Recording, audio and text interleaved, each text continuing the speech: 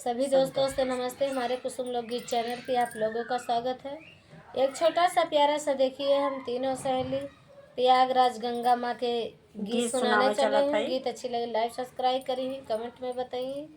हाथ जोड़ के विनती बा कि जेना सपोर्ट करिए। अब पूरी खाए के आई हैं, थोड़ा आवाज कम निकलत बा, पेट दबाता हवैया बा ना, इस सोहर आगे गाय के सोना मत है।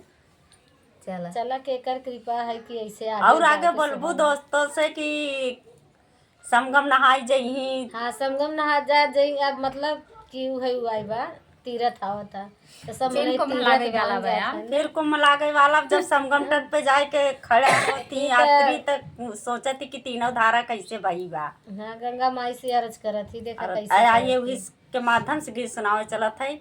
कमेंट में जरूर बताइए। आइए गीत के सुनाती हूँ कि सही तीनों धारा एक बात बा के अलग है। समझा वीडियो पढ़े तो जरूर बता दे कमेंट करके कि सही बात है। आइए गीत चला। समगम तट पे